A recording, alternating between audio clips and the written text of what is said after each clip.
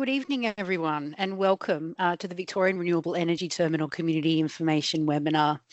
My name is Lyndall McLennan, and I will be hosting tonight's presentation.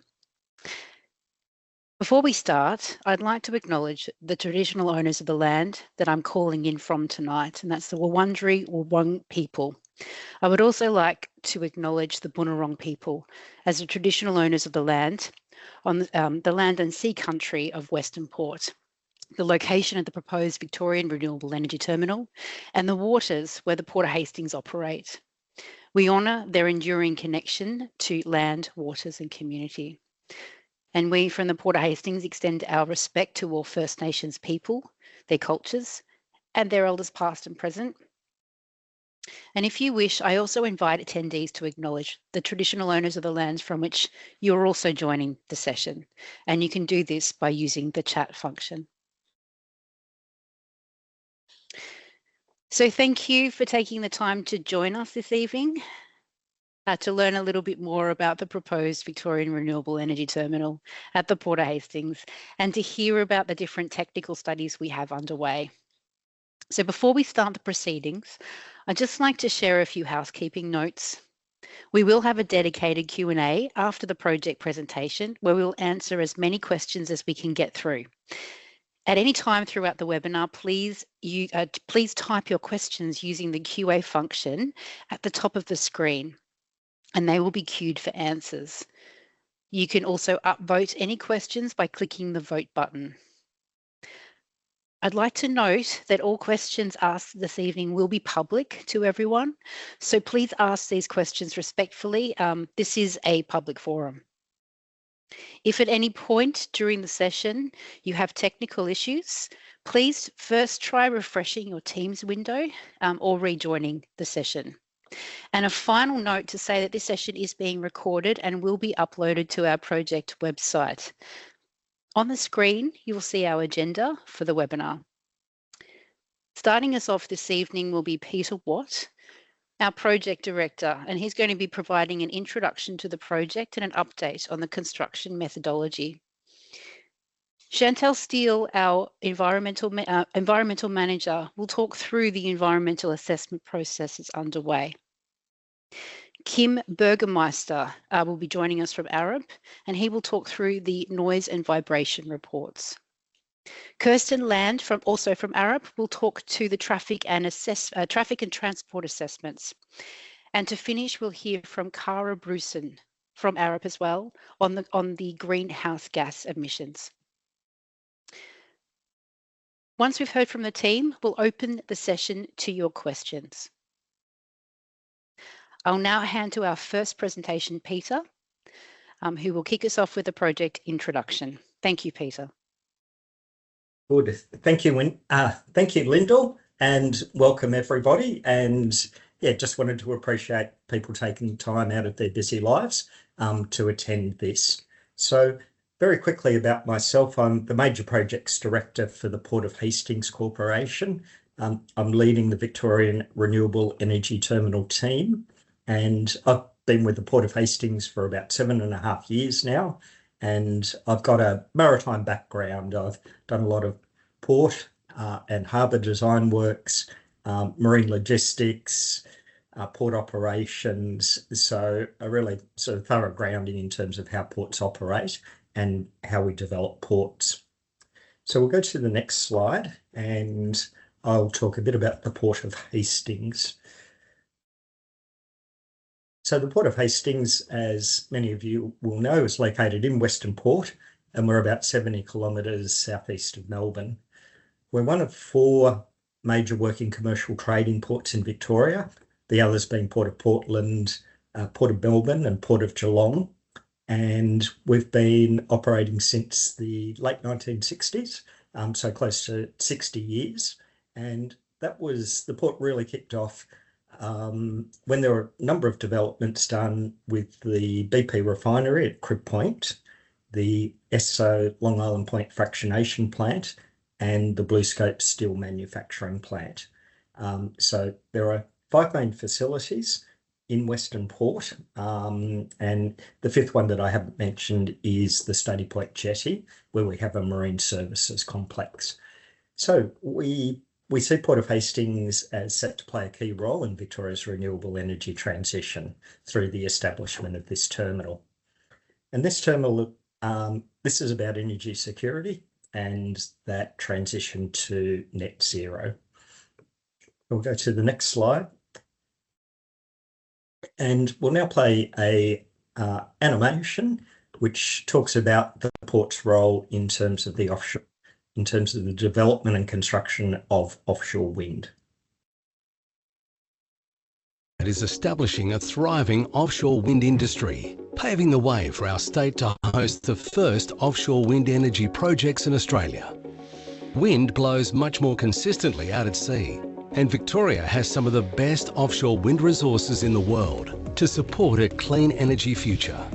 The Port of Hastings has been selected as the location for the Victorian Renewable Energy Terminal and, subject to the necessary approvals, will become the dedicated assembly port to import, pre-assemble and transport offshore wind components to wind farms in Bass Strait off the Gippsland coast of Victoria. Offshore wind production refers to energy that is generated when winds at sea turn large turbines, producing clean, reliable and renewable electricity. The electricity produced travels through undersea cables from the turbines to a land-based substation, where it is connected into the existing transmission grid infrastructure. To construct an offshore wind farm, supply ships first deliver the wind turbine components to the Victorian Renewable Energy Terminal at the Port of Hastings. These components will be stored at the terminal and include the foundations, towers, blades and power generation units. Some wind turbine components, such as the tower segments, will then be pre-assembled at the terminal before being loaded onto specialised installation vessels for transport to offshore wind farms. The installation vessels will transport and install the wind turbines at their locations in Bass Strait off the Gippsland coast. Each installation vessel can carry and install multiple wind turbines before returning to the terminal for reloading. Victoria's offshore wind farms will produce 2 gigawatts of power by 2032, 4 gigawatts by 2035 and 9 gigawatts by 2040. 2 gigawatts of power is enough to power 1.5 million homes. Specialised port infrastructure is required to support offshore wind construction due to the size and weight of offshore wind components. The Port of Hastings has been selected as the most suitable location for the Victorian Renewable Energy Terminal, with the benefit of having large areas of available land next to deep water channels, proximity to proposed offshore wind farms and adequate channel capacity to manage specialist vessel movements. The Port of Hastings Corporation will develop the terminal in consultation with traditional owners, communities and industry.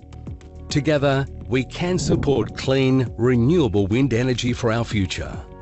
For more information about the Victorian Renewable Energy Terminal project, sign up to receive updates via our website.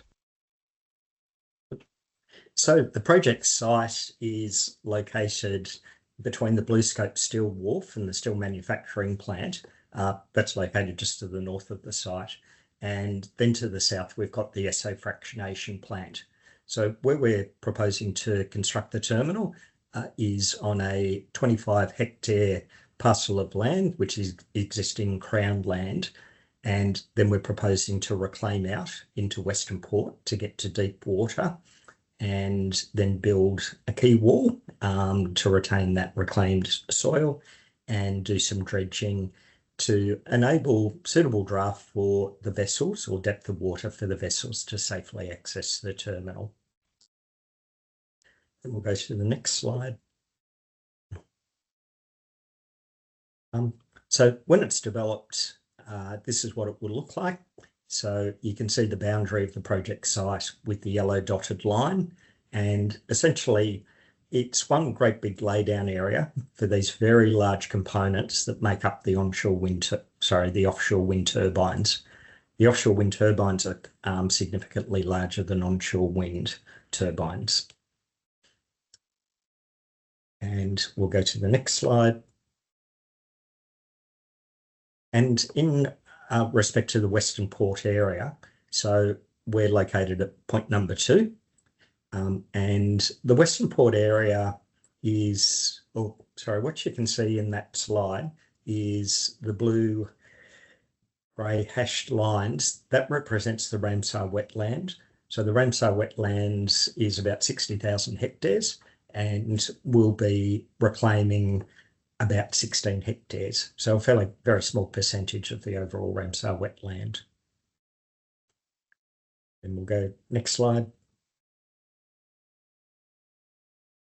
So we've now got an animation for what it will look like once the terminal has been built and we've gone operational.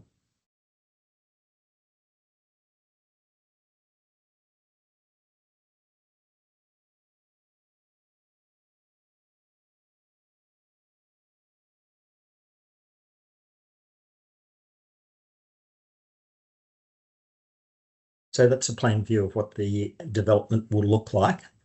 And then this animation zooms around different areas of the site. So this is showing the northwest corner of the site where we'll have administration buildings and a warehouse area and car parking. And then in the background, you can see all the different turbines, the turbine components. So we've got blades, we've got tower sections, we've got foundations, nacelle units. This is showing a delivery vessel, which is bringing foundations sections or jacket structure units, which has come from some overseas manufacturing plant.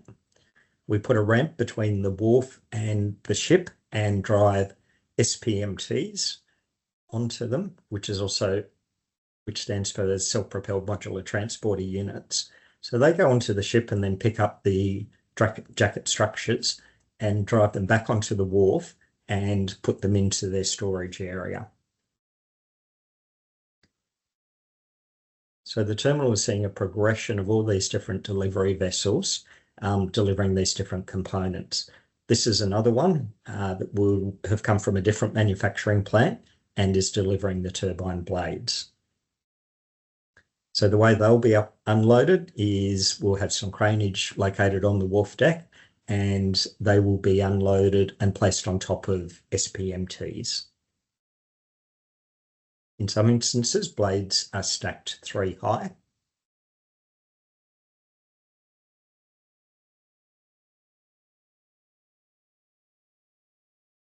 And then the blades will be transported to their storage location.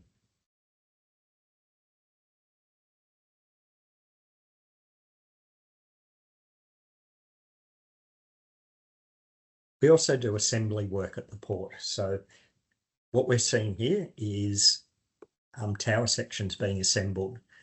So the towers, which sit on top of the foundations and sit above the water level when they're in their constructed state, come in 3 or 4 different sections. We'll have a crane that will assemble them. So put them one on top of each other and they'll be bolted together. And then they'll be fitted out with staircases, a lift, and the high voltage infrastructure. Once assembled, the towers then get lifted onto a specialised vessel, which is called an offshore installation vessel. So the offshore installation vessel will come and pick up 5 sets of components, 4 towers, nacelle units, and it will get 15 blades.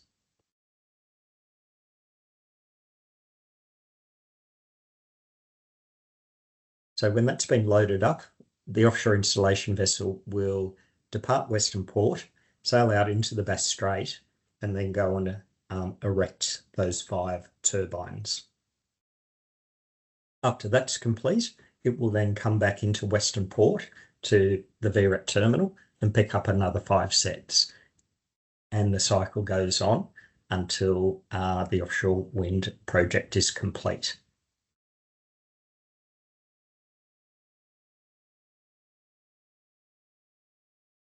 I'll now go on to the construction methodology. So we'll go next slide.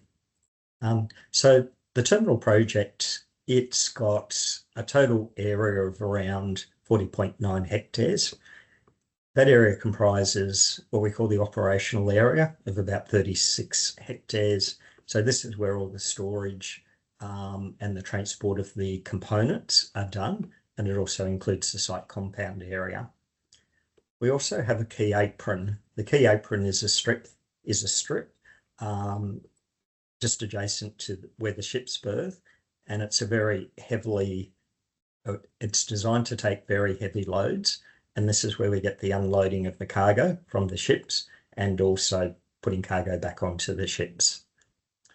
We also have some revetment areas, the revetment being that sort of stone protection that stabilises the edge of the reclamation, and we have a quay wall, a berth pocket. The berth pocket refers to a deepened area adjacent to the berth line where the ships sit, and we also have some localised dredging works to enable safe access for the vessels to get to the berths. Next slide. And we've got a construction animation.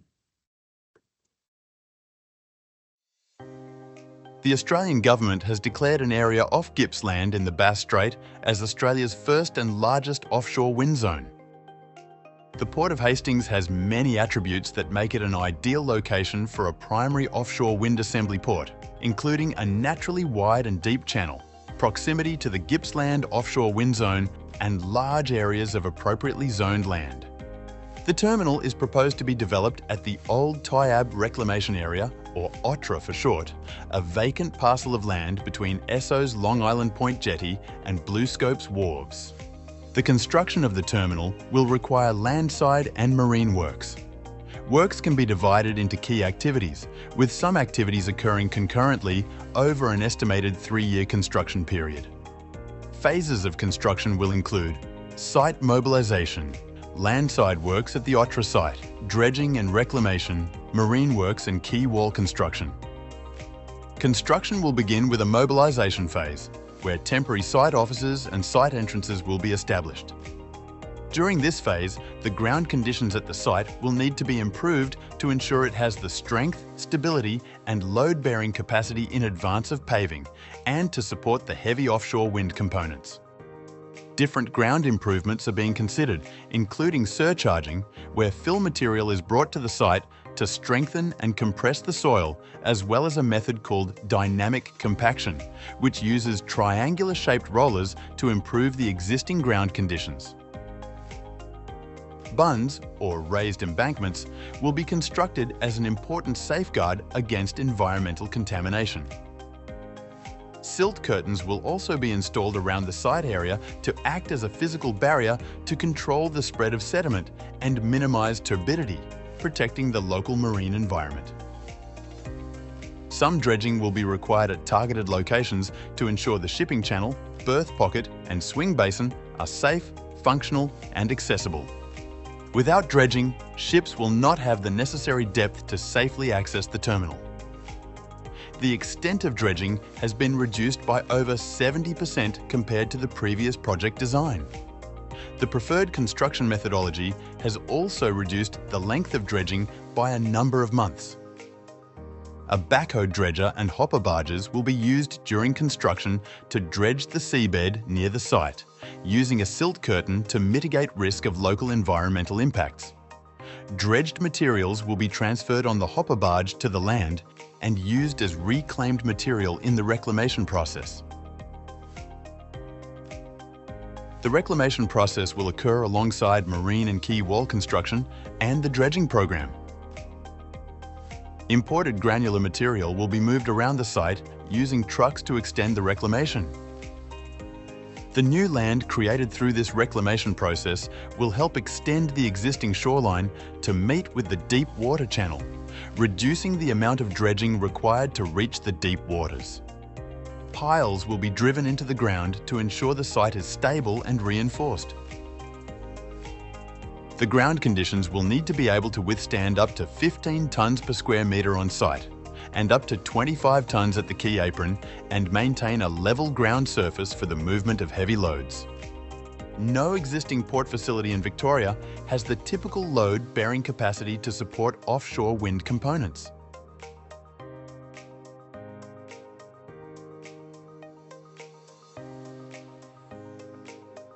Mooring dolphins will be constructed at the north and south of the site, which will help safely and securely dock and moor large vessels.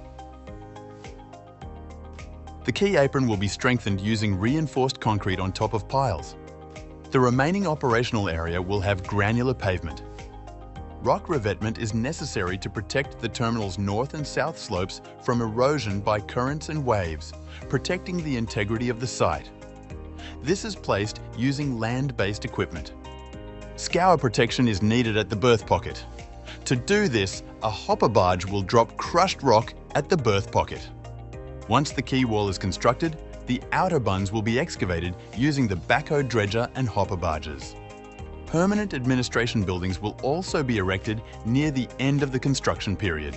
Once operational, the Victorian Renewable Energy Terminal will be equipped to transport and store wind turbine components.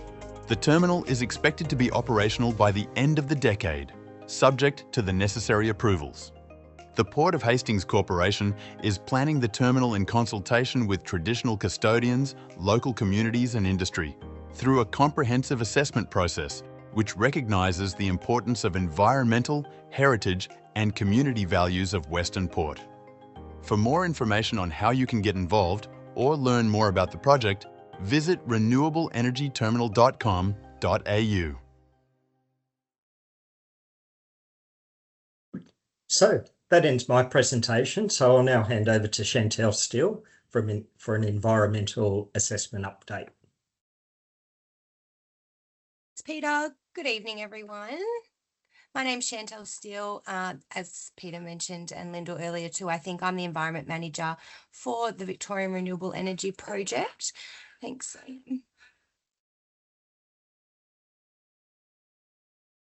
Tonight, I thought I'd take you through a bit of an update on where the environmental assessment process is up to. We've been in the preparation stages for our environmental assessment here in Victoria under the Environmental Effects Act. So that's referred to as an environmental effects statement for the project.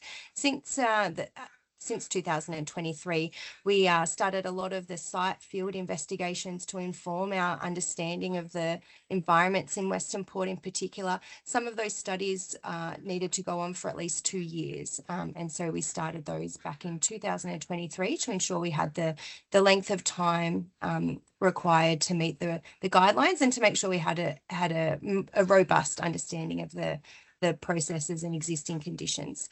The Environment Effects Statement process in Victoria is administered by the Victorian Department of Transport and Planning on behalf of the Planning Minister.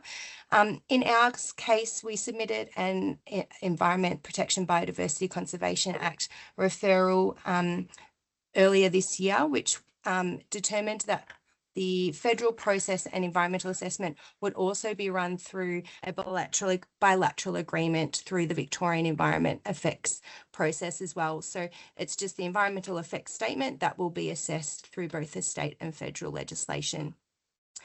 There are 5 key phases of the environmental assessment process under the Environment Effects Statement process. The first referral step that's been completed for both the state and federal, as I mentioned. We're also in the middle of the scoping requirements as well as the preparation of the EES. So those scoping requirements were initially drafted in 2024 and were on public exhibition. They were then recently updated and re-exhibited. So those draft scoping requirements were re-exhibited and enabled people to put in submissions for the Department of Transport and Planning to consider in their preparation of those scoping requirements. And we now understand that the department is in the midst of finalising that document, and we expect that that will be with us in the coming period. As I mentioned, we're in the middle of preparing that environment effects statement. The next step after that, once we have finalised the preparation of that, is that the environmental assessment goes to a public review and inquiry. So an independent panel is appointed. There's a public hearing, enables submissions from the community. All of our documentation will be available for public consumption, so you'll have an opportunity to review that yourselves. At the completion of the inquiry, the minister then goes and does their assessment to determine if the effects have been appropriately assessed and mitigated and managed to then allow our approvals process to move forward. Thank you. So as part of our EES, we're undertaking a number of technical studies that you can see on our screen just now. Some of those we're here to speak to you tonight. We've got some of our specialists, as Lyndall mentioned, here from Arup to talk to some of those topics. We've also covered some other topics in previous sessions. So we have another 2 webinars already uploaded on our website. You can see some further detail in relation to a couple more of those technical studies, but you can see there's quite a raft. It's quite detailed and there's a lot of information that goes into this assessment process.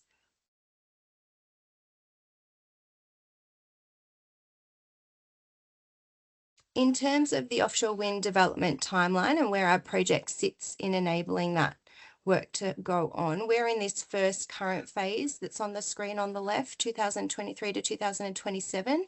We expect our environmental impact assessment process should be complete towards the end of next year, and then hopefully project approvals subsequent in early 2027. Following that, the dredging and construction of the terminal would commence. That would take approximately 3 years. That would then allow offshore wind proponents to construct and develop the offshore wind farms from around 2030. And then that would then enable that 2 gigawatts of offshore wind energy generation by 2032. And then it would obviously move up into the 9 gigawatts by 2040.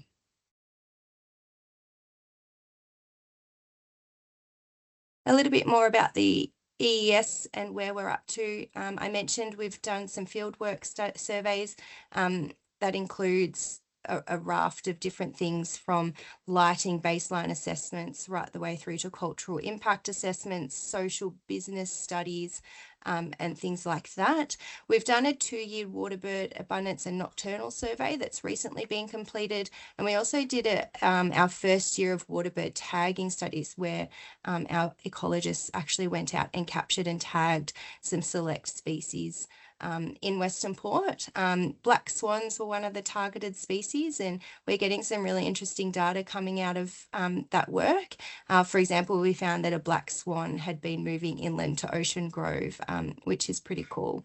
So we also have been doing some plume modelling and geomorphological modelling of late in relation to the refined and updated design to then continue informing our impact assessments. And as mentioned, now being 2 years into it, we're quite the way well through and up to that impact assessment phase, moving into more of the mitigation and management stages now.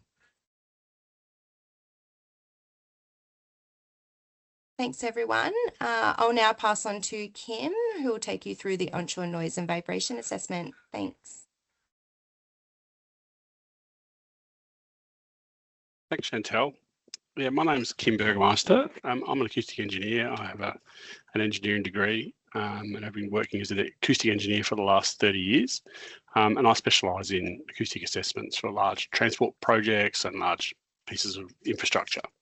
So I've done a lot of work looking at the prediction and assessment of noise from the construction of facilities such as this, and also the operational noise that comes out when they're actually working. I also am a technical expert for noise and vibration for the Infrastructure Sustainability Council of Australia, amongst other things, and I've been working at Arup for nearly 30 years.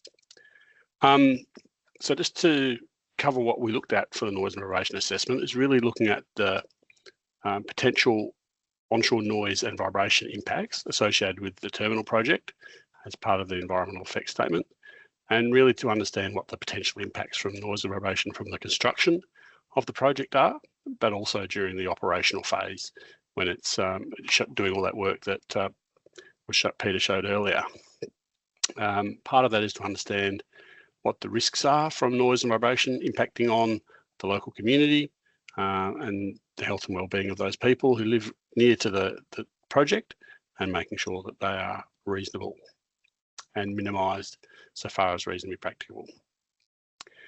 So as part of the methodology, we've worked really closely with the team, with Peter and the rest of the design team to understand how the project is going to be constructed. So what equipment will be used on site,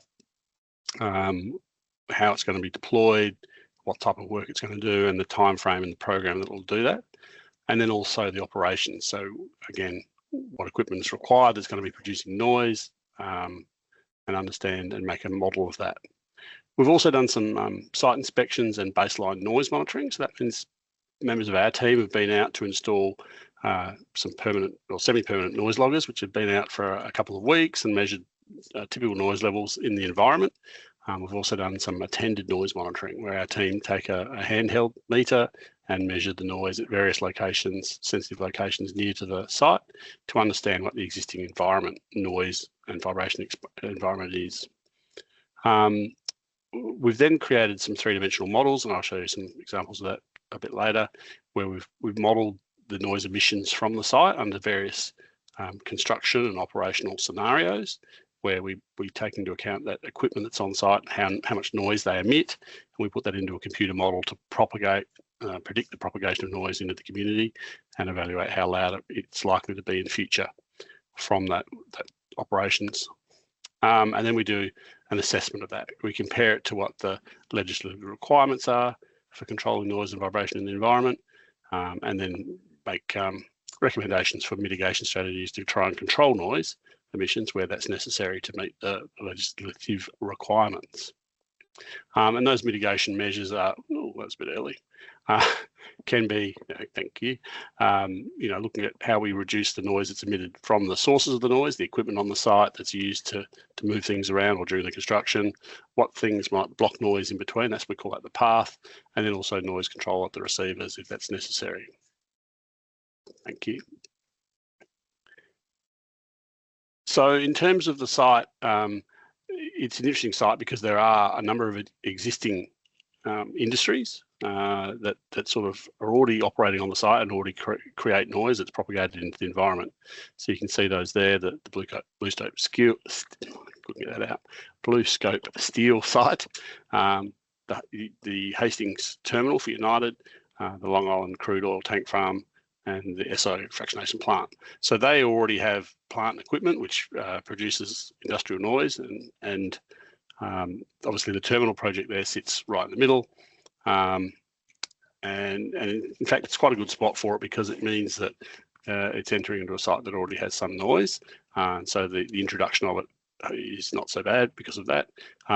As part of this, we do take into account what we call the cumulative noise, so the additional noise that our site will make in combination with the existing noise from those existing pieces of infrastructure and the truck movements that are associated with them.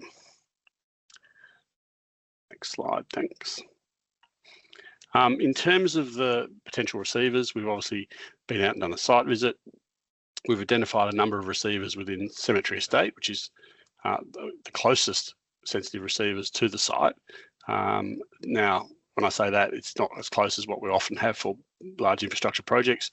They're still a very long way away, over 700 metres from the nearest part of the site, which is helpful because the noise reduces as it propagates over that distance.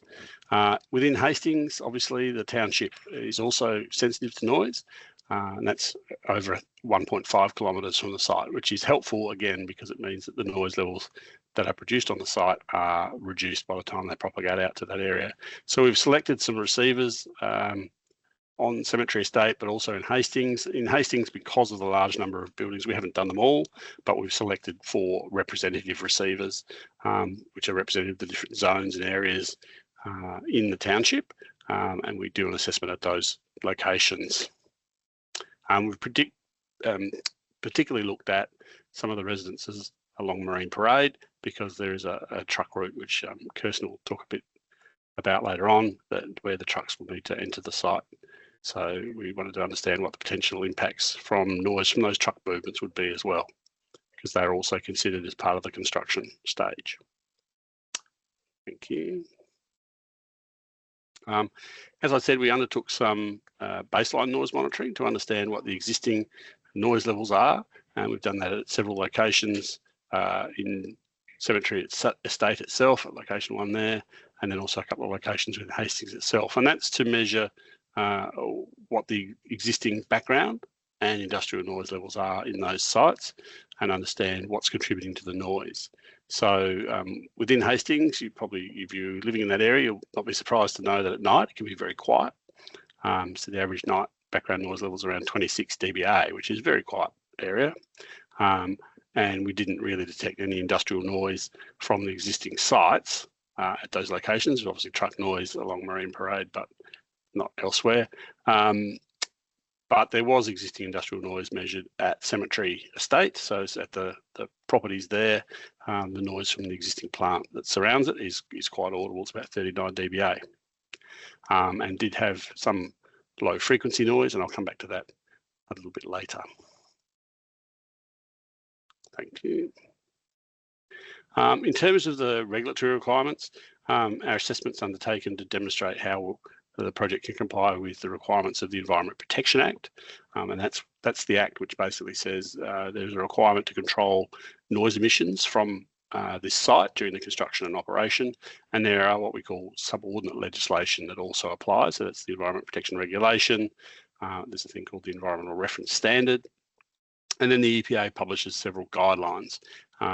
One for the consideration of construction noise, that's the Civil Construction Building and Demolition Guide, and then the what we call the Noise Protocol, and that's the document which gives guidance about how we determine what an appropriate noise limit will be for the operational noise, the industrial noise emissions from the site while it's operating. We've also taken into account an additional guideline, which is called the Guideline for Assessing Low Frequency Noise, because we are aware that the ships that will be using the site may result in the emission of some low frequency noise. So we wanted to see how that would, how noisy that might be in relation to the guidelines given by the EPA.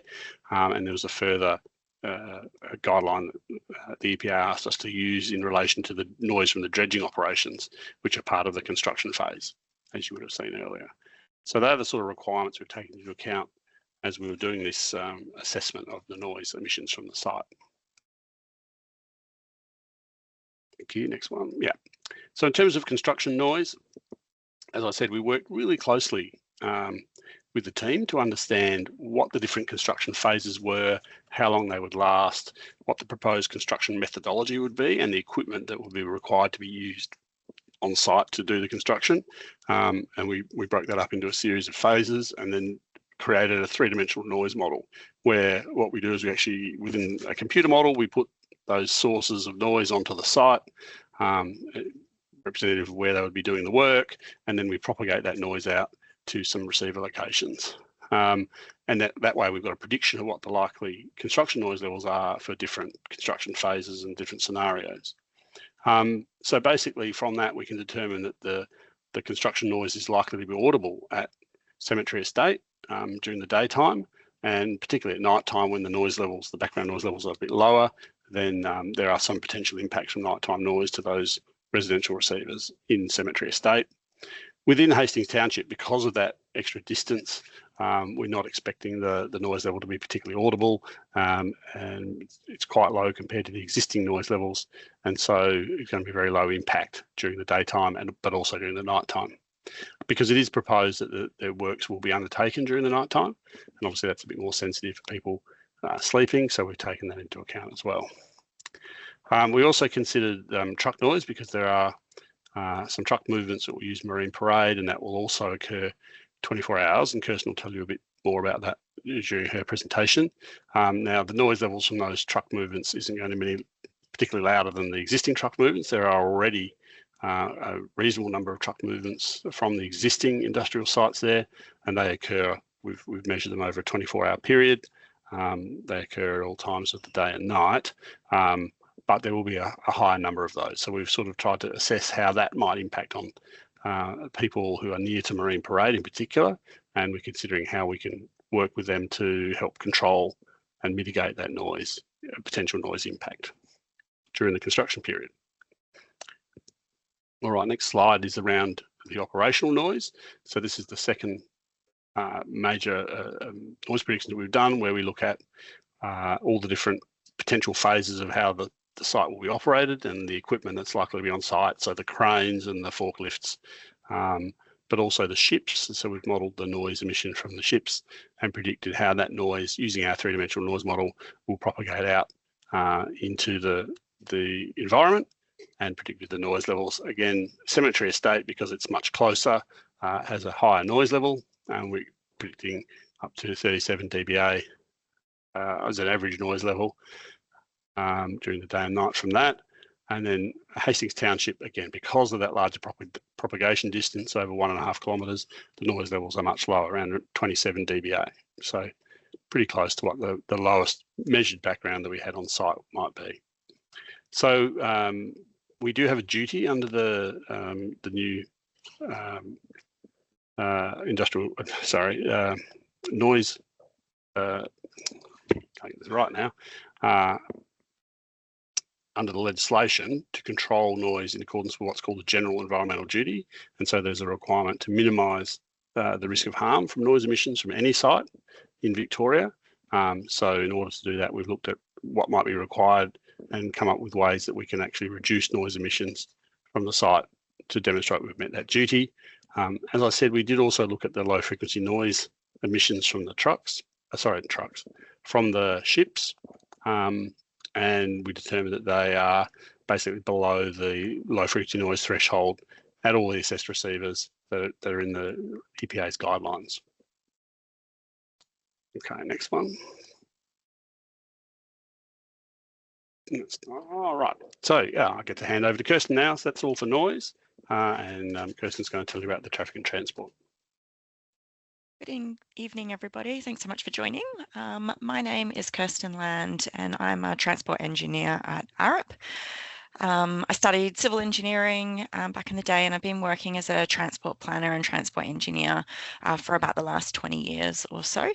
A lot of the projects that I've been involved in so far have been very much focused in inputs for major transport and infrastructure projects. And I've been involved in this project for about 12 months now. Next slide. So tonight I just wanted to talk through some of the traffic and transport aspects that go alongside with the project. So I thought I'd just start with a little bit of context around what we're looking at. So there has been some scoping requirements drafted up by the Department of Transport and Planning for the project. And as part of that, there were two key issues that were identified related to transport. So the first one was around managing the effects of transport disruptions and increased traffic volumes on the local road network, as well as the communities surrounding it. And the second one was around understanding the potential damage to road surfaces, both on local and regional roads, along the designated transport routes, and also any increased risk to road safety on those routes as well. In order to inform or assess some of these issues that have been identified, we'll be looking to prepare a traffic impact assessment. And for those who may not be as familiar to traffic impact assessments, the key objectives of that study will be to make sure that there's understanding and awareness of the existing conditions and context of the surrounding transport network around the terminal project area. It's also to understand what impacts the terminal project might have on the surrounding transport network. And lastly, we use it to inform the development of any mitigation measures that are looking to minimise impacts to the functionality, operation and safety of the transport network. And this is looked at both during the construction and the operational phases of the terminal project. Next slide. So I thought I would just talk you through, I guess, the methodology of what we'll be looking at as part of the study. So initially, we're looking to understand what the existing conditions are. I just mentioned that in the slide earlier. And for that, we're looking at a desktop assessment that looks into the standards and policy documents that are related or relevant to the area. We've undertaken a site visit, and that's so we can understand any local context with some of the intersections and local roads in and around the terminal project area. It also helps us to identify any environmental factors or differences that are specific to some of those locations. And then in order to kind of understand what some of the traffic volumes are that are happening on the road network at the moment in the existing case, there's been a number of traffic surveys and data collection undertaken just to give us some sort of background data on that. The next thing that the study looks to do is to understand the future year baseline, and that is the case in the future. So the traffic volumes and the way that the system will operate in the future, but without the terminal project included or involved in that. A key part of developing that is understanding what other planned developments there might be in and around the area. And that helps us to understand what the background traffic growth will be into the future. So sort of the uplift of traffic volumes as a result of any changes to some of the land uses in the area. We also look to use the data that's been collected to understand any sort of trends from some of the historical traffic growth data that might be applicable for future cases as well. The next part is about understanding what traffic might be generated or created by the terminal project. So the key things we're looking to understand there is the number of vehicles or the number of trucks in particular during construction that the terminal project will generate and be using the surrounding road network. We're really interested to understand where those vehicles are travelling from and then travelling to and what routes they're using. And then looking to propose a route that will be used by trucks, again, specifically during the construction phase. In order for us to assess what some of those impacts might be with the terminal project coming on board, we'd look to apply the traffic volumes in the future year base case along with the generated volumes on top and plug that into some traffic modelling software that focuses on understanding the operational performance of intersections. And that will help us to understand what some of those impacts might be in kind of localised areas on the network with the intersections.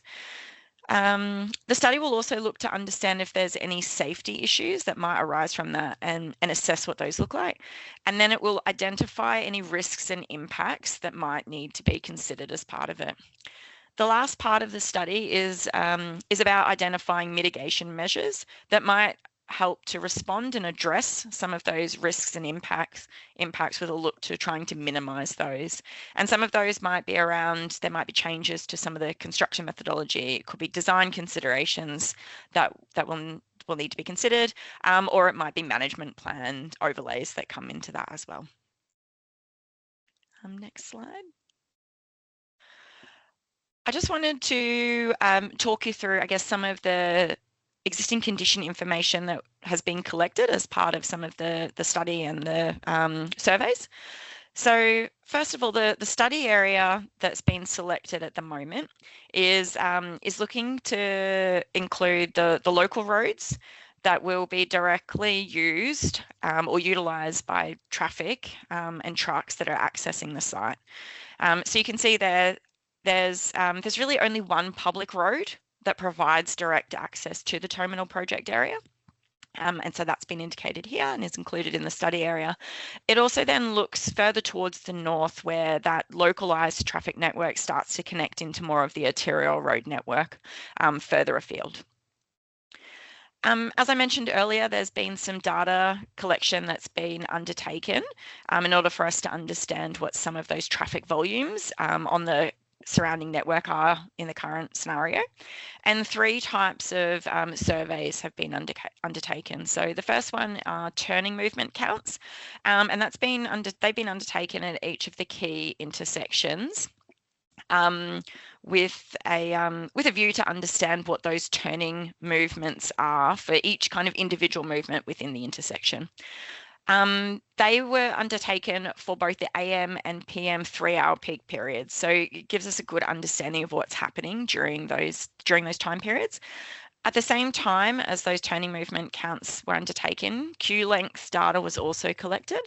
And that helps us to understand where there might be queues for particular movements at an intersection, just as a result of the rest of the traffic volumes or operation that's happening there. And the last set of data that was collected was the 24-hour vehicle classification surveys, or otherwise known as automatic tube counts. And they provide us with an understanding of what the traffic volumes are in between the intersections, so in between those turning movement counts. It also provides us with a good understanding of what the size and types of vehicles that are accessing those roads at the moment are. Next slide. I'm using the traffic data that had been collected. An average day or average weekday traffic profile has been developed for each of those key local and arterial roads in the selected study area that I showed before. What is illustrated by the graph on the left-hand side there now is that for generally across the road network external to the site, the AM peak period is between 8 to 9 AM and the PM peak period is between 3 to 4 AM. 3 to 4 PM, sorry. Interestingly, the roads that are more local and providing direct access out to the terminal project area had a slightly earlier AM peak period between 6 to 7 AM. And this aligns quite well with the land uses that are currently out there at the moment that are quite industrial, so aligned with some of the uses and I guess people accessing those sites as they are. There was also an earlier AM peak as well on the Western Port Highway, so some of those ones that are providing more for the heavy vehicle movements as well. And then the last thing with the data that's being collected at the moment is that we were able to understand what the composition is of the traffic that's using each one of those roads within the selected study area at the moment. And so we're able to understand the split between light vehicles. So light vehicles are cars or utes or cars and trailers, medium vehicles, usually buses or rigid trucks, or heavy vehicles, which are closely aligned to articulated buses or articulated trucks.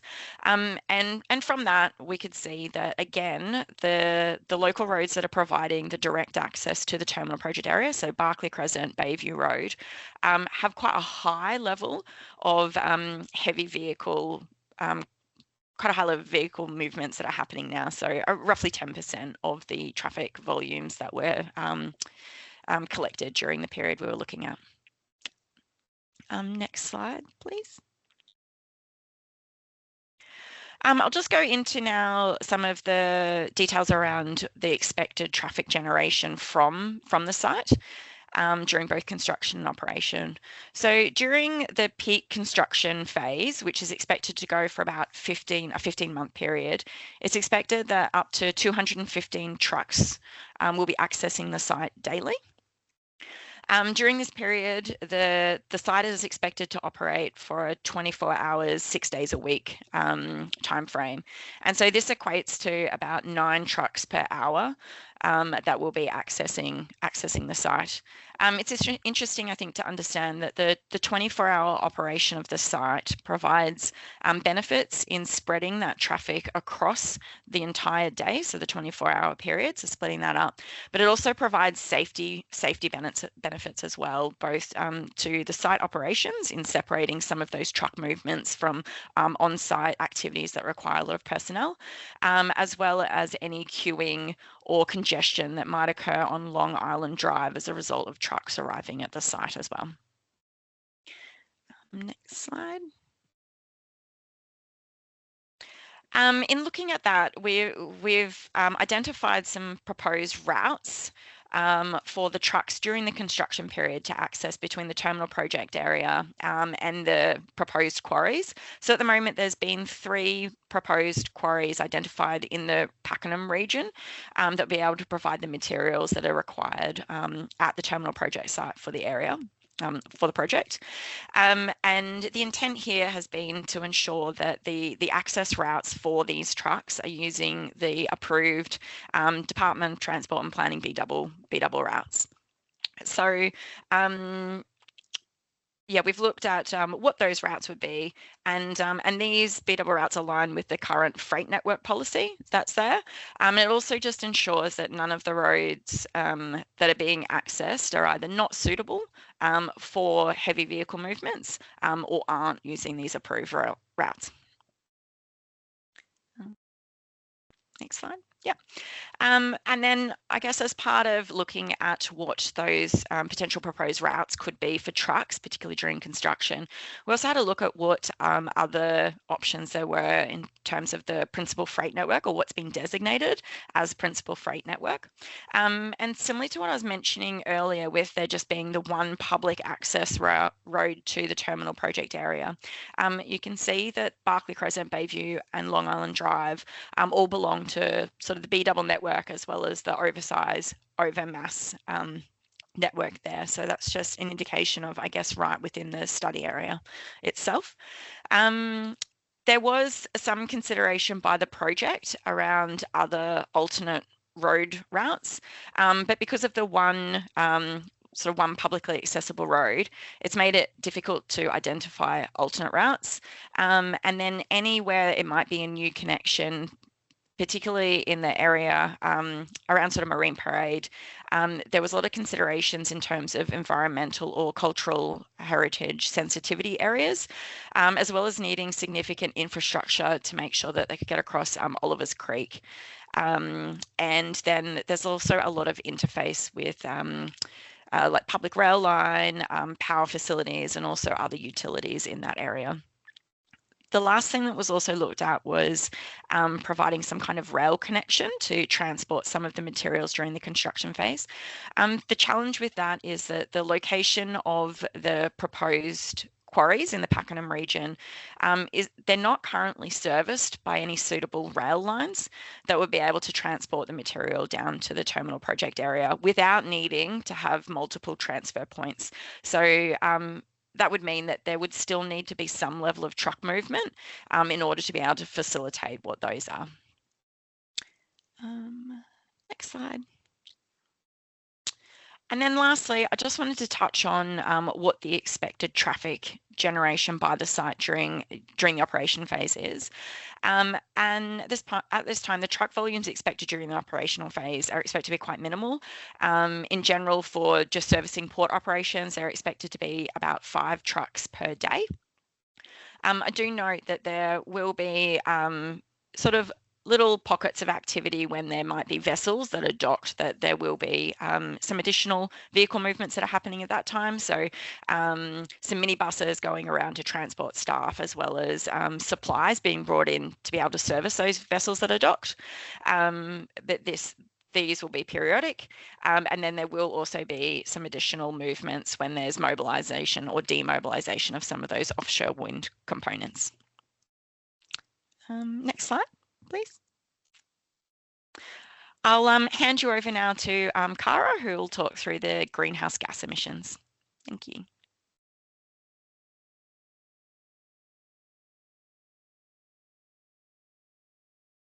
You're on mute, Cara. I know, my microphone just told me. You would have thought we'd be good at this by now. All right. My name's Cara and I work at Arup alongside Kirsten and Kym, but with a focus on greenhouse gas emissions and other climate and sustainability areas. I have 10 years experience focusing on infrastructure carbon assessments and carbon management across projects in Australia as well as overseas.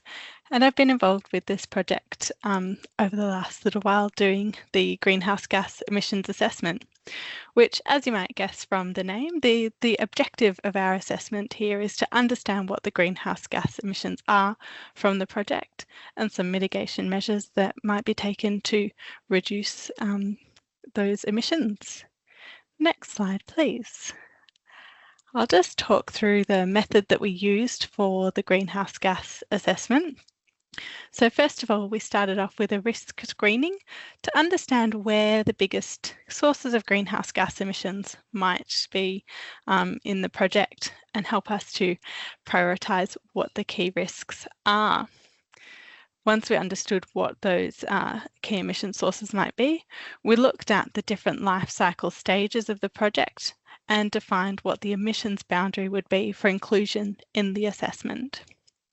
For each of the different emission sources within that boundary, we look to understand what kinds of activities would contribute to emissions. So when we're talking about activities here, they can be actual activities like construction movements, but also things like materials which have an embodied carbon impact associated with them. We base it on the project data that we have available at this early stage, but also supplemented it with different assumptions and benchmarks where we didn't have the data available quite yet. Based on those activity data, as well as emissions factors, we calculated the estimated emissions for the project by applying industry standard guidance. And then finally, we looked to understand what the different management measures could be to target the major areas of emissions within the project. On the next slide, I'll talk about that boundary in a little bit more detail. You can see in this diagram, it sets out the standard process that we use for infrastructure projects to understand where different emissions might come from over the entire lifetime of the project. In the diagram, the coloured boxes represent the emissions that we included within the scope for this particular project. So working from left to right, the construction phase was a really important part of the project to make sure we considered. As you'll see in the results, this actually accounts for the vast majority of emissions from this project. So in this phase, we consider the emissions associated with the actual manufacture of different products, such as concrete and steel, going right back to the extraction of materials and mining processes. We then also look at the transport of those materials from where they're produced to the site, and then the construction processes that happen on site, which also result in greenhouse gas emissions. Moving into the use phase, in this phase, the main source of emissions that we looked at was the operational energy use that happened with all of those big machines that you saw moving all of the different wind turbine components around the port once it's operational. There are a few other sources of emissions that within this phase, but we excluded them due to the boundary and the operational control of the Port of Hastings themselves.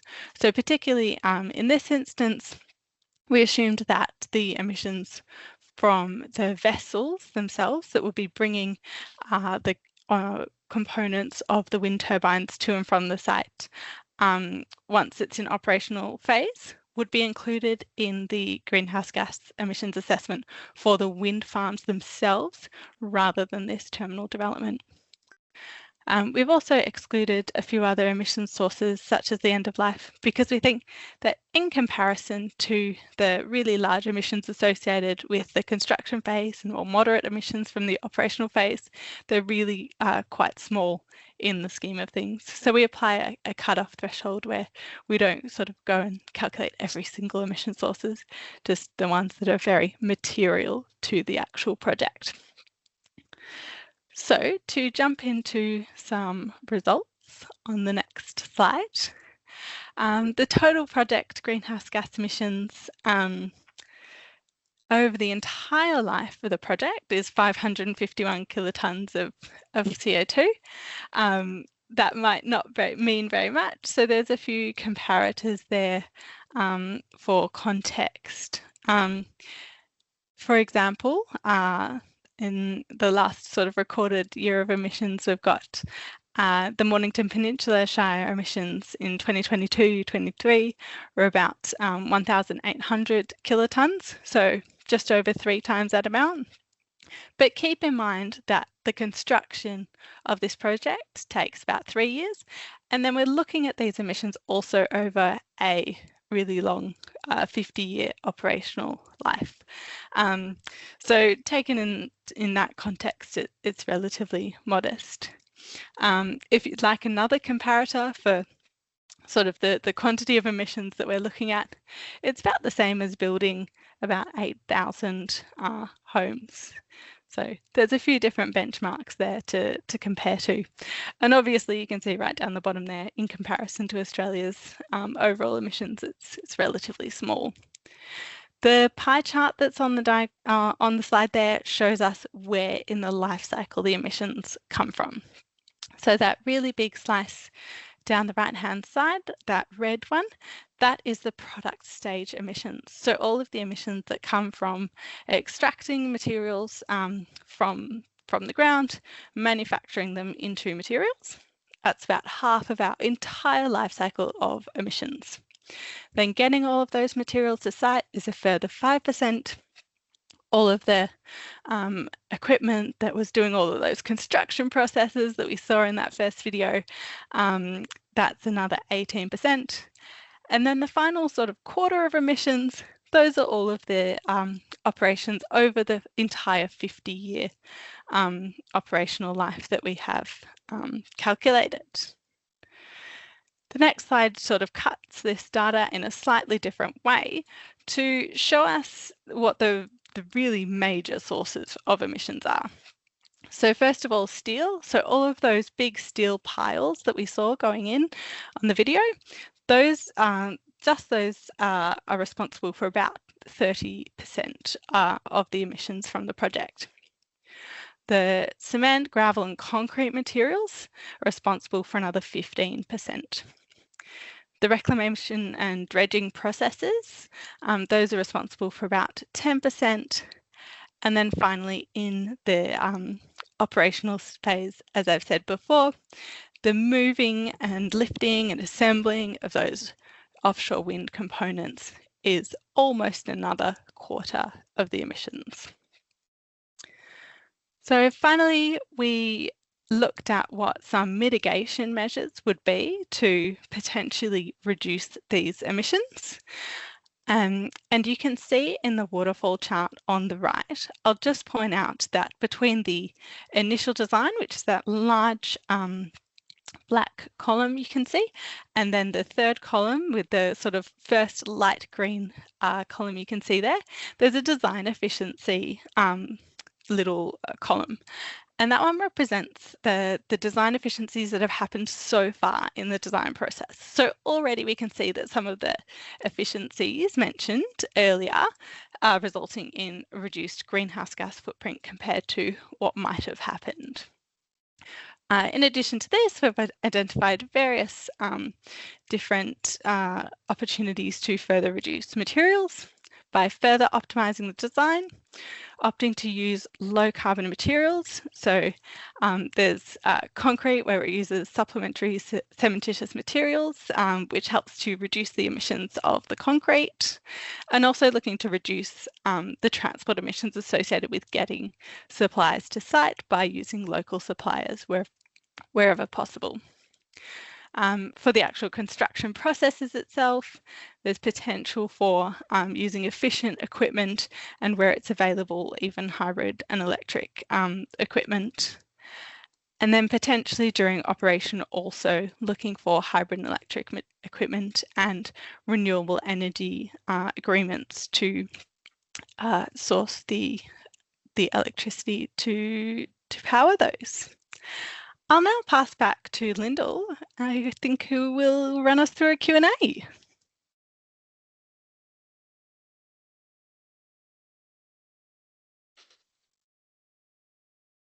Thank you, Cara. And thank you to all of our speakers for your presentations tonight. I hope that everyone got something out of what has been shared.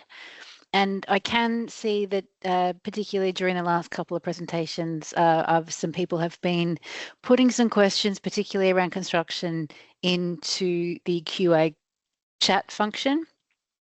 I would ask if you do have further questions, please jump into that QA section and pop them in there. We'll queue them and then I'll facilitate and ask the experts your respective questions. So we now have about 30 to 40 minutes. And if we don't get to any of your questions, we'll look to respond through FAQs on our website.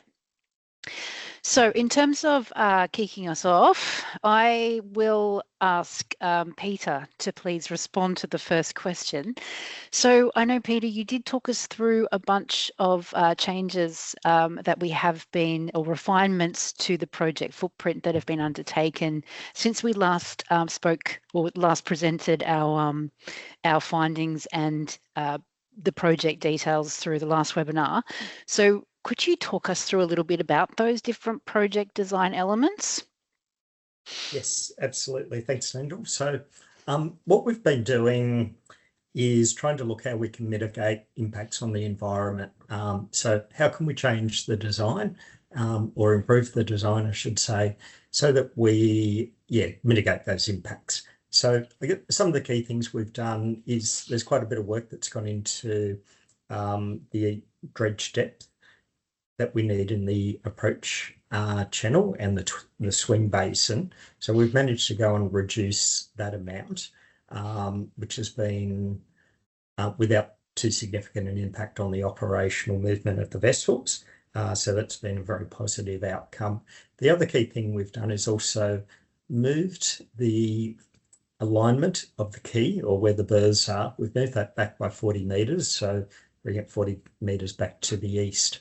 And that had quite a substantial impact on the volume of dredging. So we helped reduce dredging, but actually more significantly, we reduced the amount of fill that we required. So that reduced the amount of fill by several hundreds of thousands of cubic metres, which is really good because that means we don't have to bring as much to site. We don't have to get as big a volume from the quarries, and means less trucks that will be on the road. So a few other smaller changes, but yeah, there's been a consistent theme to look how we can do things better and more efficiently, and reduce that impact on the environment.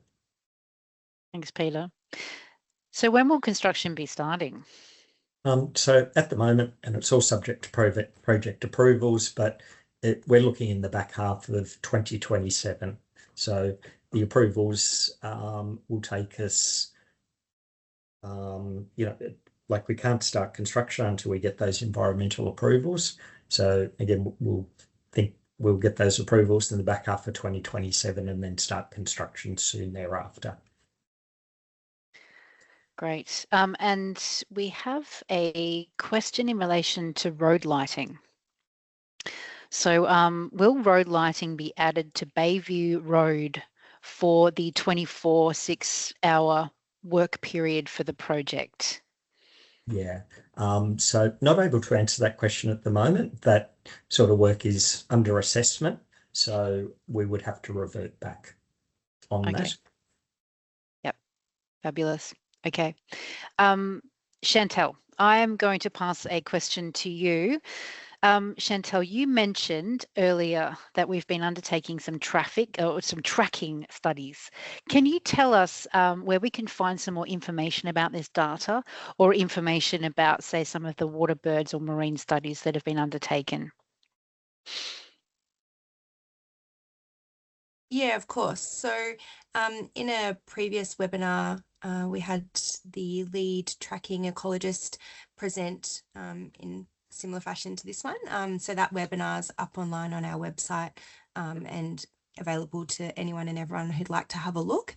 And that presents the results for the first year of the tracking. We are doing a second year that's just commenced just last week, but the data to date was presented at the last webinar. In terms of the broader marine studies, there's some information on our website around that as well. And if anyone has any more specific questions, we've done a really in-depth assessment, so I won't speak to it all now, but if anyone has any particular questions, I'm happy to answer those. Yep. There is a specific question in relation to rainwater and stormwater.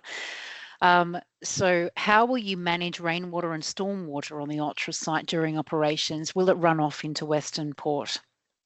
Yeah, thanks. So it won't run off into Western Port. The administration and warehouses and things like that will collect the rainwater and it'll be stored in tanks and then used in the onshore facilities.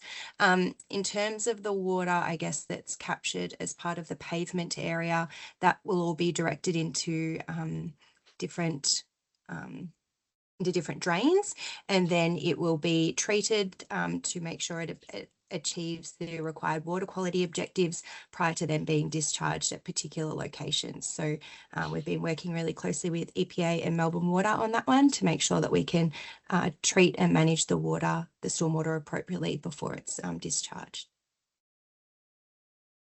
Great. Now, we also covered onshore noise tonight. That was Kym's presentation. But this is actually a question to you, Chantel. We have a question in relation to offshore noise. So during construction and operation, how fast and how far would noise, say, travel around Western Port, or where could we find information around that? Yeah, really good question. So we've done some underwater monitoring at 3 different locations through the North Arm, and in fact just down towards the confluence zone in the middle of Western Port. We did about 12 months worth of monitoring, and that informed some modelling that's being undertaken as well. Some preliminary investigations some preliminary modelling was done as part of our federal EPBC referral that was published earlier this year. So that information is available as part of that referral documentation. And then the full assessment and the full modelling will be done as part of the EES. I don't have the exact distances or speeds at hand, but there is some preliminary information that people can read at their leisure. Thanks, Chantel. On the subject of noise, Kym, I have a couple of questions for yourself. Sure. Hi, Lyndall. Hi, Kym. So we have a 2-part question for you. 2-part question about the baseline noise monitoring that's been done at the VRAT site. Yeah. Yep. So when was the baseline noise monitoring data collected? First question. And then was the noise data collected over a 24-hour over 24 hours each day? Yeah, okay. So I don't know the exact dates, and we can certainly get back to you with those exact dates. It was over a year ago that we did the work, because it was quite early in the whole process, but we can get back to you with what those dates are. The noise monitoring was done, as I said, with unattended noise monitors, part of the work, and also with attended noise monitors. So the unattended noise monitors are a logger that has a microphone and a recording device effectively, and we stick that out at these locations, and it records noise over a full 24-hour period, and we leave that out for about 5 to 8 days. And that records, gives us a view of what the noise level over all the periods of the day and night are over a couple of weeks almost.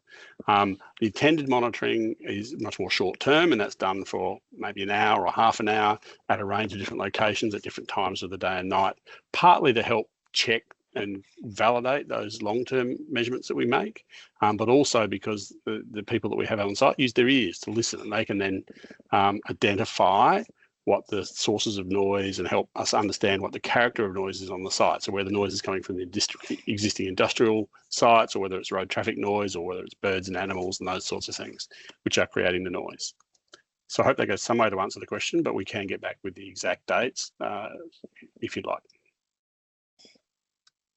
Thanks, Kym. And just on that note, if you did have additional questions around that, feel free to reach out to us, and we can provide alternative ways that we can answer those questions for you.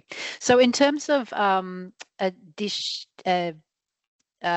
to move on to traffic now. So Kirsten. Hi, Lyndall. Hi, Kirsten. So will the proposed VREP project require Class 2 or Class 3 heavy vehicles with high mass limits? Yeah, so I guess it is anticipated that there is likely to need to be some level of oversized and overmass vehicles that will need to access the terminal project in order to carry some of the equipment and project needs for that. At this point in time, we don't know sort of what the, how many of those that there might be. But it is worth noting that they would be subject to, there's the National Heavy Vehicle Regulator, which has some really clear controls on what's required in order for those oversized and overmass vehicles to be able to use certain roads.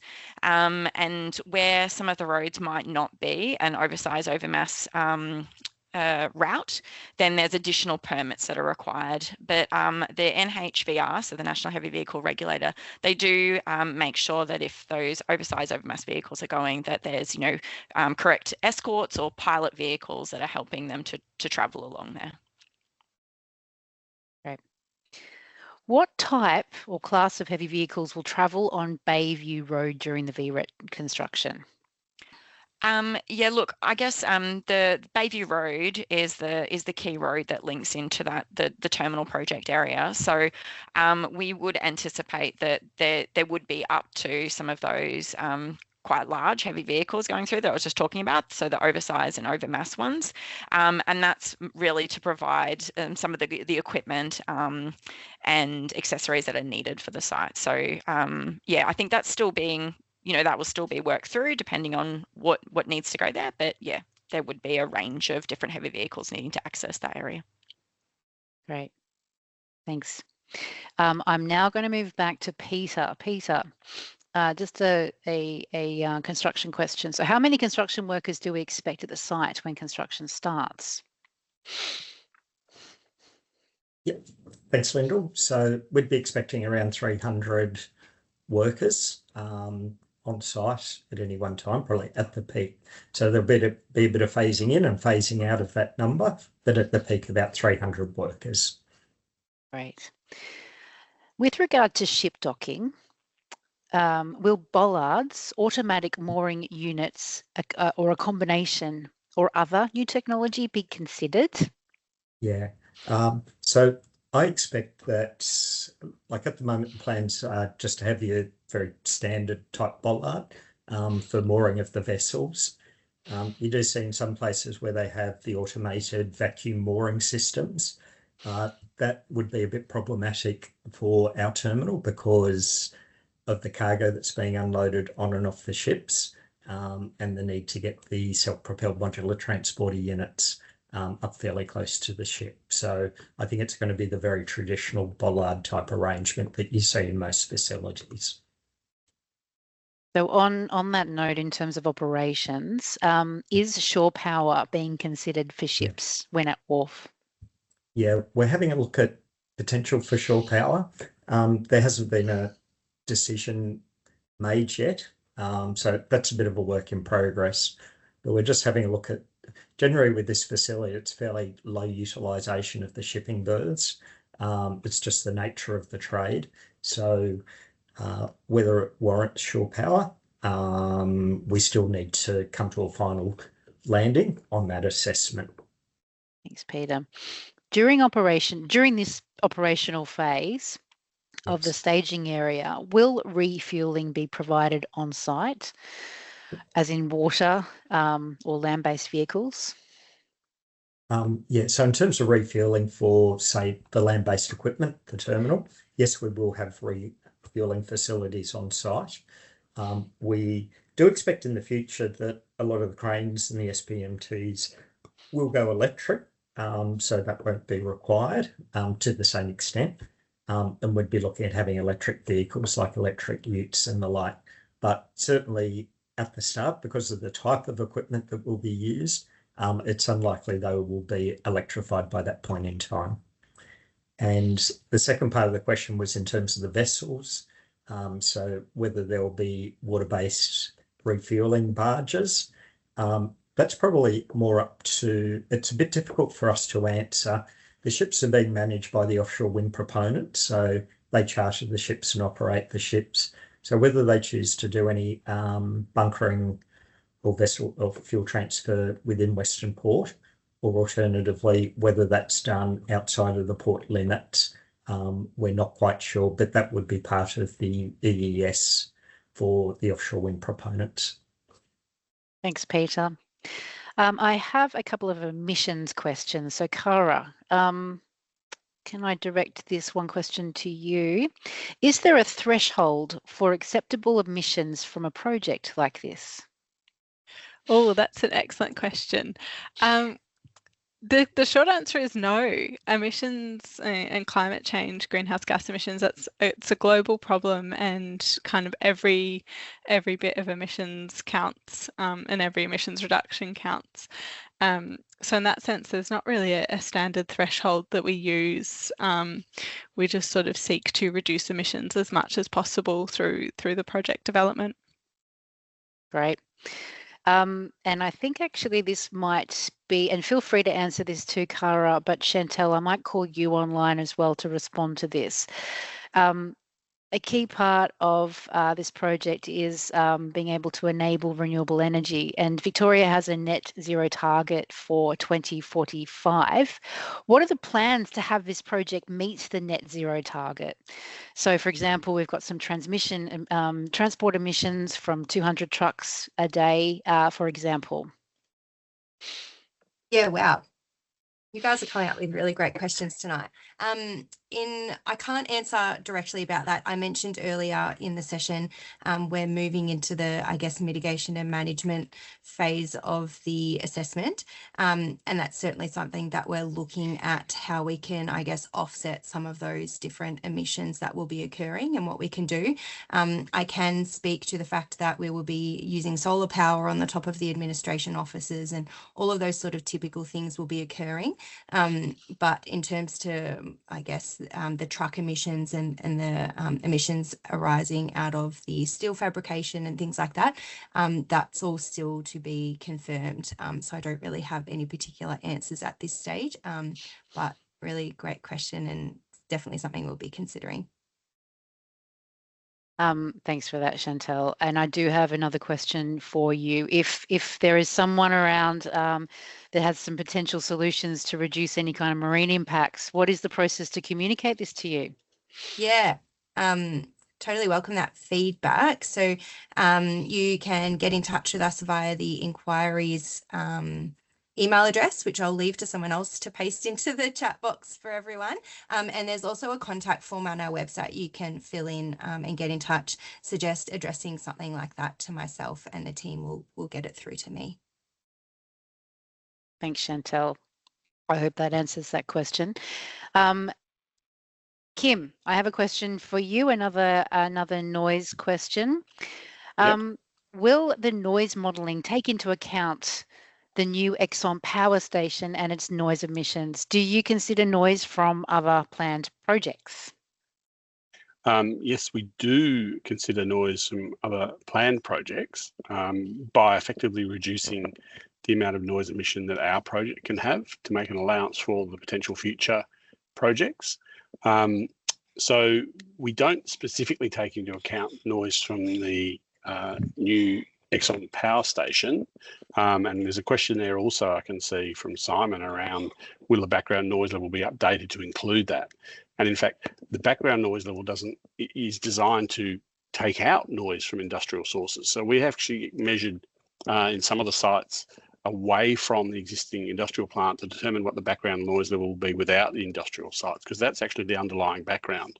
And we don't want the industrial noise there. So we won't be updating the background specifically to take into account the new Exxon power station, but we certainly, the limits will be set based on the background that doesn't include industrial noise. Does that make sense?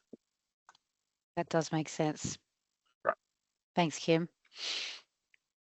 Now we're coming to the end of some of our questions. I will probably got two more to get through. If there isn't any further that do come through the chat, we will probably look to finish the session a little bit earlier. But is there somewhere that anybody can access data regarding numbers of jobs that the project might be supporting, both, I guess, in construction and then in operation? Peter, could I get you to answer that question, please? Yes, absolutely. So during the construction phase, I mentioned before that there's likely to be around about 300 roles on site. So that we'll be looking to go out to one of the large contractors and award them a contract, and they'll be the one that will be sourcing the labour and arranging that side of things. So we don't directly employ those 300 people ourselves. However, we can keep the community updated as we go through the procurement process of getting a contractor on board. And once that contractor is identified, there'll be also other additional roles at the quarries, so the quarries in Pakenham, and steel manufacturing facilities, which aren't located in Mornington Peninsula, but elsewhere in Victoria. Once we go operational, the number of roles on site will probably be around 60 or so. That one's a little bit harder to estimate, but we do expect there to be more economic activity which crops up around within the Hastings area, just to support the general operations and some of the assembly works that happen at the terminal. Again, that's quite hard to estimate, but definitely we do see an uplift in that economic activity, and even things if you look at cleaning, catering, supply of bolts, different bits of steel fabricators and the like. And as we go through the project and these things are identified in more detail, we can certainly feed that back to the community. Thanks, Peter. And actually a follow-up question, where will the workers travel from? So the workers are from wherever they live. So look, the sort of trades that are going to be required is, earthwork movers, compaction people, concreters, reinforcement fixers, pile driving activities, concreting work. So there's a whole range of different trades that will be required. So where they're sourced, that will be done by the main contractor. That's, as I mentioned, that's contracted to do the job. So I can't answer that. It will be his responsibility, or their responsibility, I should say. Yeah, and I guess I'll follow that up with I would recommend, if you are interested in staying in contact relating to any sort of opportunities around work, to register with the project via the e-newsletter, and we'll be providing updates through that in due course. Chantel, I do have another question for yourself. So thank you, Peter. Chantel, during dredging in Western Port, would the silt curtains reach from water surface to the seabed, and how would the silt curtain be kept in place? Yeah, so there'll be two different silt curtains that the project will use. The first one will be, as you would have seen in the animation around prior to the construction of the outer bund. Both of the silt curtains, the other one is around the dredging plant. Neither of those will go all the way to the sea floor. It's not practical to do that. The maintenance required, and we also don't want to encourage entrapment or anything like that. So they actually are not fixed to the sea floor. The one for the outer bund, it'll go down a couple of meters. They're typically somewhere between 1 and 4 meters as typical. What is employed exactly on this project, as Peter mentioned, will depend on the construction contractor appointed. But what that does basically is any turbidity that does move to the surface due to currents, it helps trap that and then re-divert that down. So it does help limit the spread and the turbidity plume as a result. And similarly for the dredging works, it actually serves two purposes. One is for your standard turbidity, but the top of the curtain typically acts as like an oil boom as well. So if there are any minor spills, that's contained and enables cleanup quite efficiently.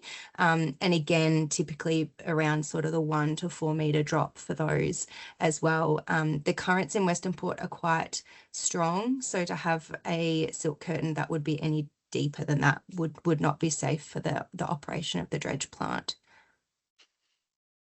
Thanks, Chantel. I have a follow-up question in relation to the Marine and Coastal Act. will the project aim to comply with the Victorian Marine and Coastal Act during construction and operation? Are you able to maybe articulate that process? Yeah.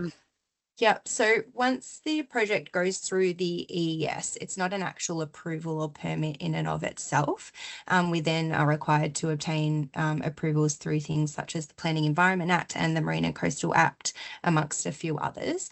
In terms of the Marine and Coastal Act, we would complete an application form with DECA, and DECA as the regulator would assess and approve or otherwise that application. So yes, absolutely, the project will be consistent with the Marine and Coastal Act as it would be required in order to obtain the necessary approvals for the project to proceed.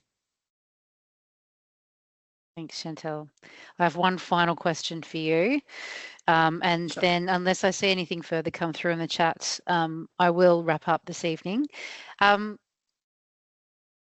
When will the scoping requirements be finalised? Oh, I wish I knew. I'd love to have them.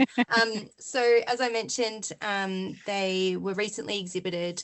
I can't even remember the date the exhibition closed. I think it was earlier in, what are we, we're at the end of October, late September.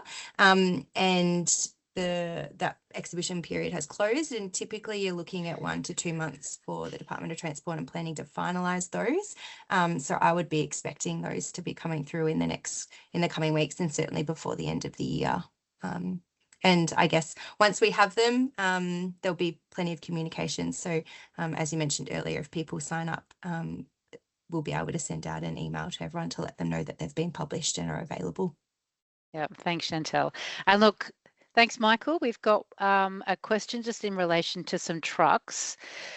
Yes, some of these questions were referred to before, but I will just call Kirsten back just to touch on a couple of these questions, because it's 2 parts.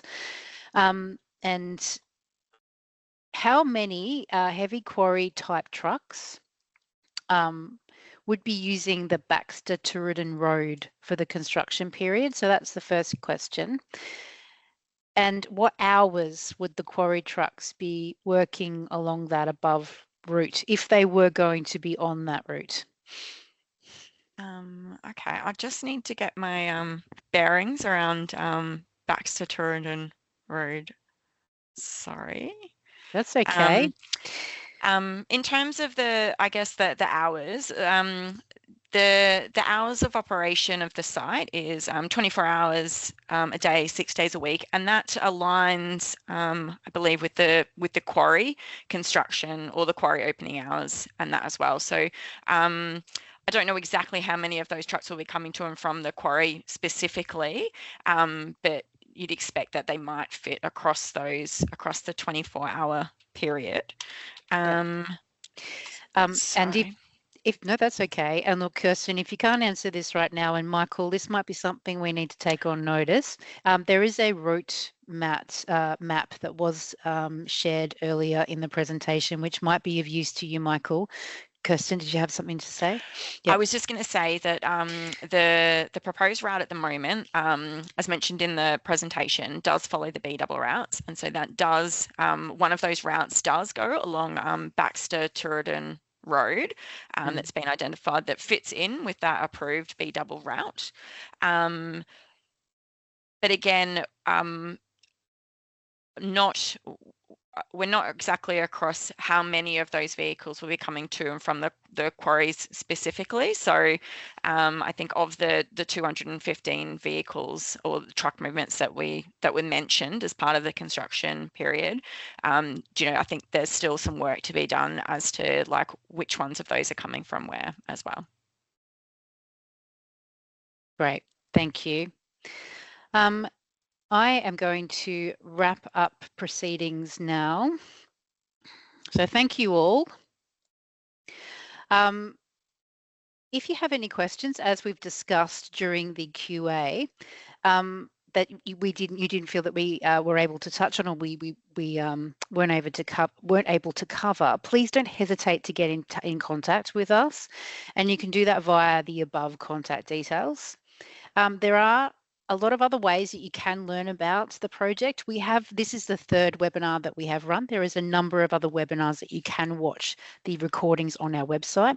We will be hosting more consultation sessions and where you can learn more information about our technical studies in the new year.